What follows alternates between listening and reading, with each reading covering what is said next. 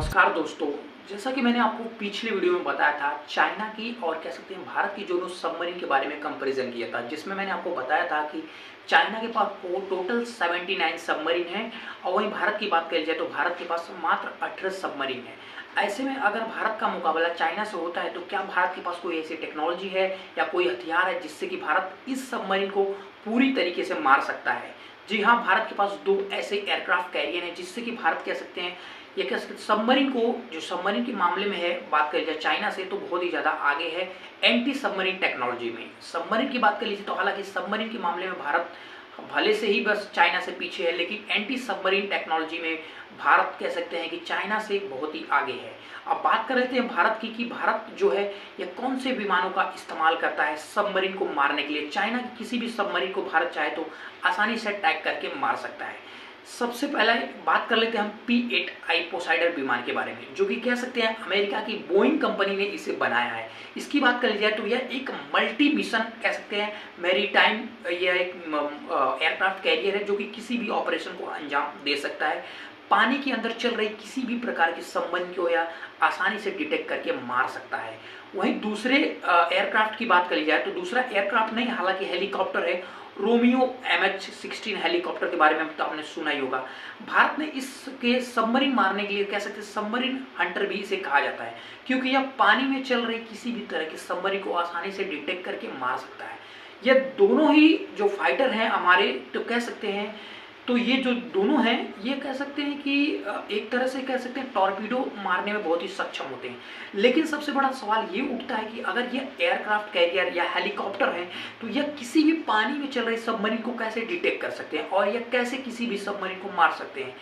जबकि आपने देखा होगा कि जो ऊपर फाइटर जेट है या कह सकते हैं हेलीकॉप्टर है, तो ऊपर में रडार सिस्टम काम करता है, वहीं पानी के अंदर जो होती है सबमरीन होती है।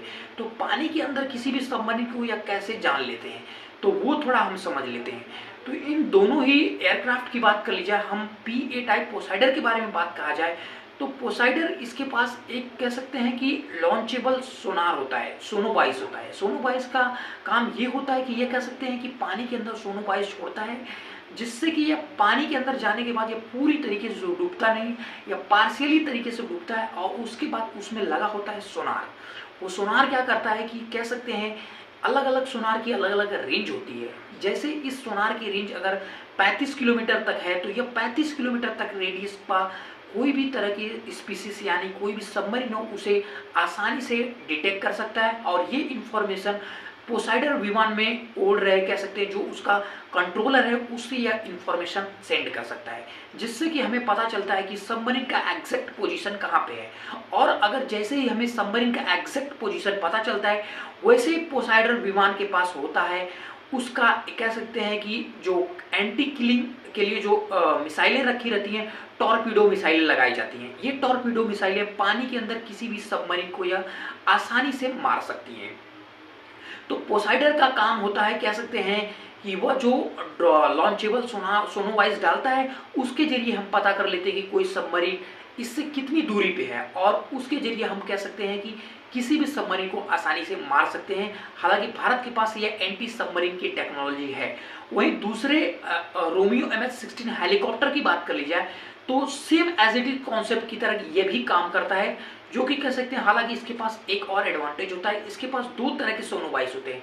पहला ये सोनोवाइस ये होता है कि लॉन्चेबल होता है, जो कि कह सकते हैं यह लॉन्च करके वहां से चला जाता है, और कह सकते हैं यह पार्शियली तरीके से डूबता है, और इसके अंदर लगा होता है सोनार सिस्टम, जो कि बहुत ही आसानी से किसी भी सबमरीन आसपास जो चल रही सबमरीन उसे आसानी से डिटेक्ट कर लेता है, और ये इंफॉर्मेशन रोमियो MH-16 हेलीकॉप्टर के कॉकपिट में पहुंचा देता है, जिससे कि वहां से कोई भी मिसाइलें जो होती हैं, जो टॉर्पीडो मिसाइल होती है, वहां से मार के सबमरीन को आसानी से कह सकते हैं डिस्ट्रॉय किया जा सकता है।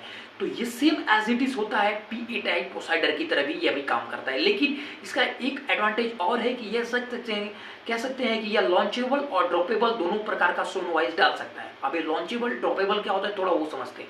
लॉन्चेबल ऐसा होता है कि जो क्या सोनोवाइस ऐसा होता है कि डाल के कहीं भी पानी के अंदर वह आसानी से कहीं भी उड़ के जा सकता है, जिससे कि अगर इससे फायदा ये होता है कि कभी कभी क्या होता है कि दुश्मन का रडार लगातार निगरानी करते रहता है। ऐसे में अगर आपका सोनोवाइस अगर आप लॉन्च करके नहीं जाते हो तो कोई भी रडार आपको आसानी से डिटेक्ट कर सकता है। अगर आपको पता है कि नहीं कोई भी तरह का रडार यहाँ पे नहीं है तो आप कह सकते हैं ऑप्टिकल फाइबर की जगह सोनोवाइस को आसानी से नीचे डाल के उससे भी आसानी से जगह पे ही पता किया जा सकता है। तो ये हेलीकॉप्टर में बहुत ही ज़बरदस्त सिस्टम है। हालांकि ये P&I पोसाइडर में नहीं है, क्योंकि प्लेन को हम कह सकते हैं एक जगह नहीं रोक सकते। हेलीकॉप्टर को हालांकि आसानी से रोक सकते हैं, इसके लिए ये सुविधा इसमें दी गई है।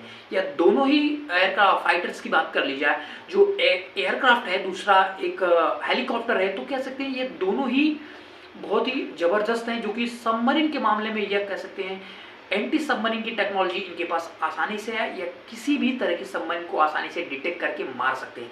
अब कुछ इसके रेंज की बात कर ली जाए, टेक ऑफ की बात कर ली जाए, तो बात कर लेते हैं P&I पोसाइडर की बात की तो इसमें ट्विन इंजन लगाया गया है। एक इंजन की कैपेसिटी की बात कर ली जाए तो एक इंजन है जो कह सकते हैं कि 27,000 पाउंड का ये थ्रस्ट जनरेट करता है एक इंजन। वहीं दूसरे की बात कर ली जाए तो दूसरा सेम एज इट इज कह सकते हैं यह भी 27,000 तक पाउंड थ्रस्ट जनरेट कर सकता है, जो कि बहुत ही पावरफुल होता है। इसके स्पेसिफिकेशन की बात कर ली जाए, थोड़ा इसके डायमेंशन की बात कर ली जाए तो इसका जो लेंथ है 39.47 इसका लेंथ है एक एयरक्राफ्ट कैरियर का। वहीं इसके विंग स्पैन की बात कर ली जाए तो 37.67 इसका विंग स्पैन दिया गया है। वहीं इसके हाइट की बात कर ली जाए तो 12.83 इसका मीटर जो है इसकी हाइट दी गई है।